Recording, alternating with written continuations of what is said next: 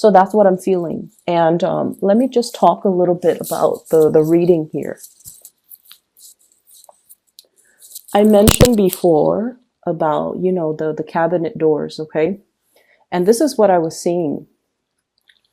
Spring cleaning, clearing up the dead wood, clearing up the weight, the excess weight, clearing up things and junk and just things that you don't need in your life. This can be physically, like the things that are in your possession, in your environment, in your housing situation that don't really serve their purpose anymore. I see many of you like physically going, you know, from the basement to the first floor, to the second floor, to the attic, clearing out and decluttering, dusting and doing some massive, heavy lifting and cleaning so that you can get rid of a lot of things.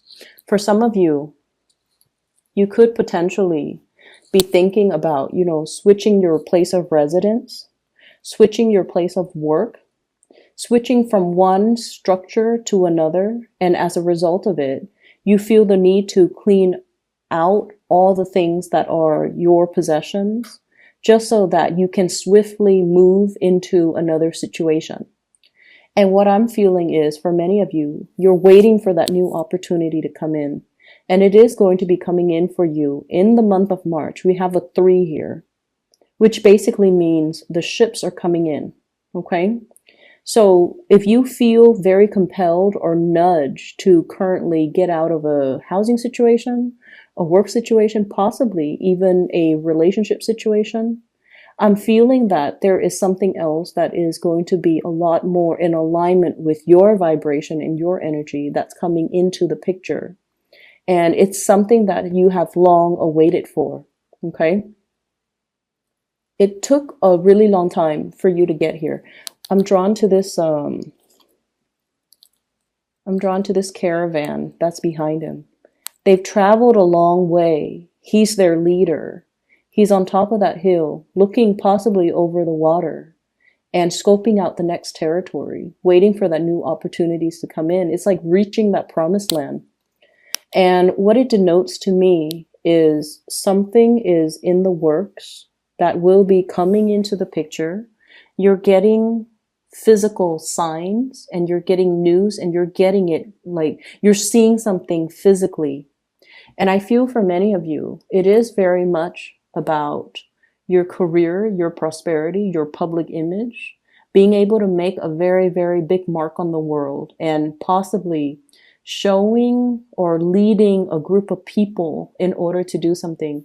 Your visibility is very, very high. You're going to be on display and you're going to be in the public eye and you're going to be very well received. I feel for many of you, here's the thing as well. I've always mentioned Virgos operate behind the scenes. You feel comfort and stability in being the person behind the scenes, getting things running. It's like the logistics person, the ones that, you know, solve problems, the ones that troubleshoot, the ones that put out fires behind the scene. You're very, very good at that. But something is happening for this month where you're kind of like pulled from behind the scenes and put on center stage. It's like somebody plops you down on this center stage. So that might explain the cabinet door. It's like it opens, it reveals what has been there the whole time, what people are not really seeing. Okay, so I definitely feel like, you know, the sliding door moments, or even you being plopped down, like plucked out from behind the scenes and plopped into into center stage. A lot of attention is like directed towards you in a very, very beautiful way. If you are doing any type of a presentation for this month, make sure you rehearse. Make sure you are also comfortable in the clothes that you wear. Okay, like wardrobe malfunctions, that's the last thing that you need if you have like a big presentation. So rather than opting for example, I have a presentation, I'm going to go to the mall and get a new dress or get a new suit or get a new jacket. Wear something that you've already possessed. Wear something that makes you feel comfortable, because I feel like comfort is key. I feel like you might be thinking, I'm just going to stay in one place all day. You actually have to do a lot of walking. So make sure you wear comfortable shoes. So if you're opting right now for, that really nice outfit that looks good, but might not be completely comfortable, you might want to try something that's a little bit more tried and true. Okay. So there is so much visibility here, okay? Some of you are working possibly in a healing capacity where you're healing people's physical symptoms, emotional symptoms, or even psychological symptoms. So this indicates to me a lot of breakthroughs. This indicates to me a lot of healing. Working in some type of a major spotlight capacity in order to bring healing into the world. Okay. Some of you could be in really strong partnerships here with either a Leo or an Aquarius in order to bring this into the fold, or in order to bring something about a lot of success, either with a Leo, or a lot of healing with an Aquarius here. So I feel like success, possibly fire sign, not just a Leo, Sagittarius, Aries, or Leo, and then a lot of healing with an Aquarius person, Aquarius, Gemini, and Libra person. Okay, so that's what I'm getting here. The other thing as well that I want to mention, and these two cards stood out. So this is the first card that flew out, and it deals with the Five of Cups. And what I mentioned before about that sense of disappointment in people, okay? Disappointment in situations, disappointment in people. And what's really interesting is a lot of the times, when things go wrong, I feel like a lot of the other signs, especially more of the fire signs, Sagittarius, Aries, and Leo, they tend to blame other people. They're just like, well, so-and-so was, too slow on the uptake, or they do things improperly, or they should have done this when they did this when they should have done something else. I feel like with you Virgos, you internalize a lot of this disappointment. And rather than, blaming other people, even though the other people might deserve it, okay, even though they clearly did something wrong, rather than blaming the other people, I feel like many of you in the past, you have kind of internalized and blamed yourself, okay? And there is definitely just this sense of disappointment here that you have drastically had a paradigm shift and moved away from with the Death card.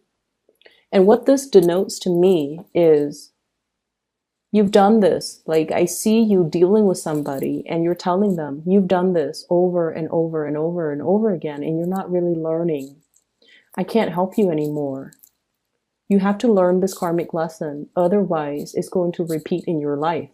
I see you telling somebody that, or thinking to yourself that.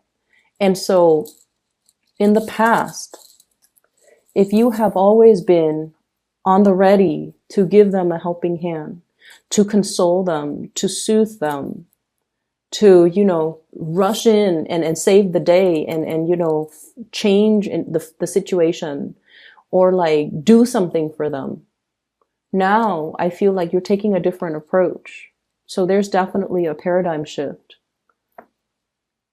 I can't give my energy to this anymore because this person is obviously repeating cycles. And they're stuck in their cycle. If I help them, I will enable that cycle. So this is something that they have to arrive at the solution on their own, or they have to learn to do things differently to basically resolve the situation on their own. I feel like you might have been dealing with somebody whose friends list is dwindling, okay? Who has created, who has kind of like isolated a lot of people from their lives that really love them. And we all know somebody who's like that, who's very difficult to be around. They sabotage their relationships. And at the end of the day, it's always this victim mentality, this woe is me type of a mentality. And as much as you care and love this person, because like I said, You don't have personal vendetta against people. We all have people that we dislike, but I feel like with you guys, Virgos and Capricorns, you guys don't have a mean bone in your body. You don't really wish ill will on other people. And even if you dislike somebody, you don't have any type of a personal vendetta. You don't find joy when they fail, okay? You just want people to be okay. And I feel like it's been really hard in the past to detach yourself and allow this person to kind of pick themselves up off their own bootstraps and stop playing the victim.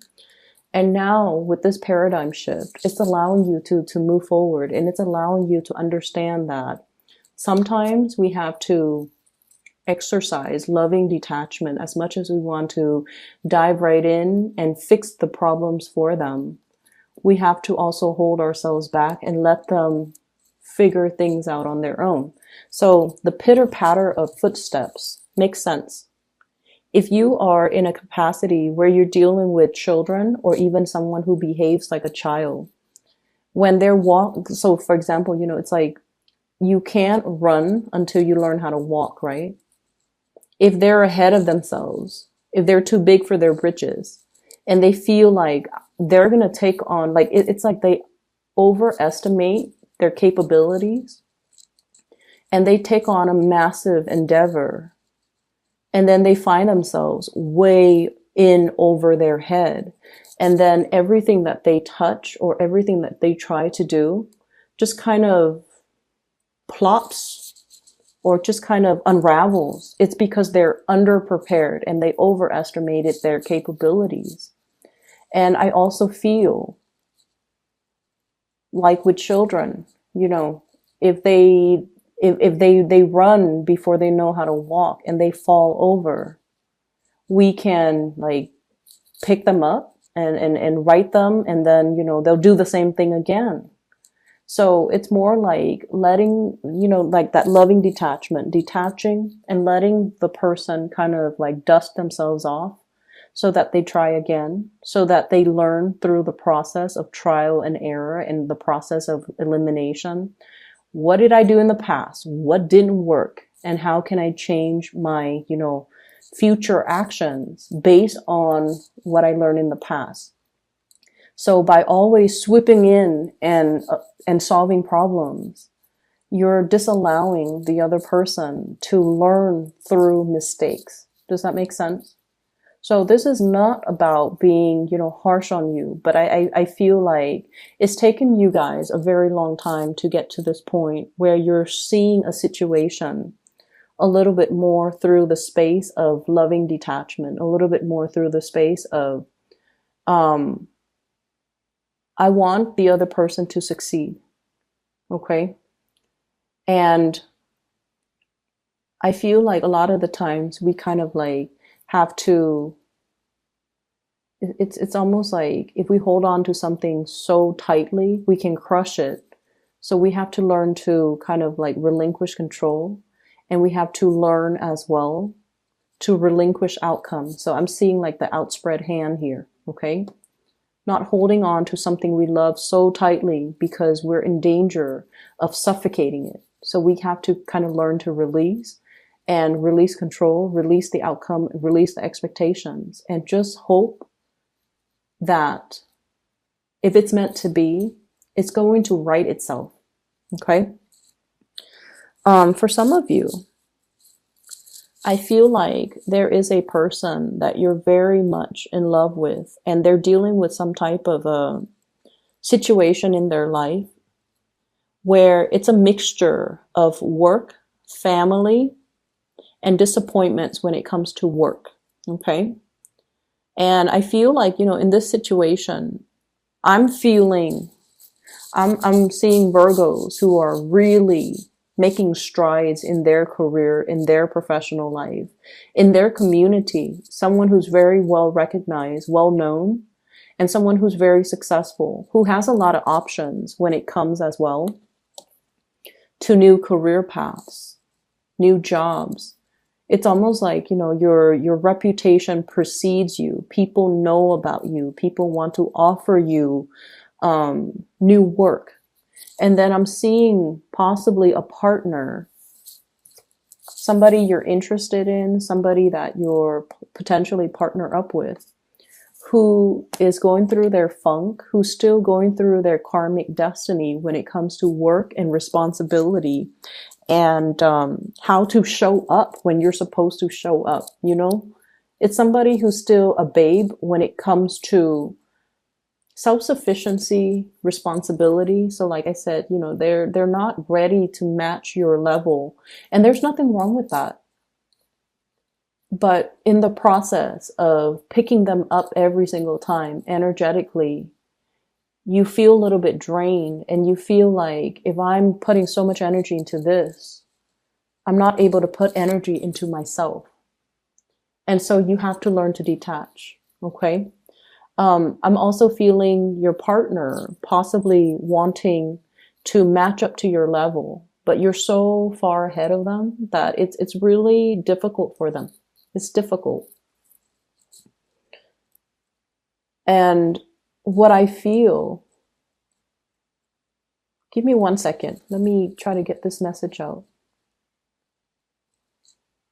I'm getting somebody who's like a major, like big fire sign energy. Okay. So it could be Leo for sure.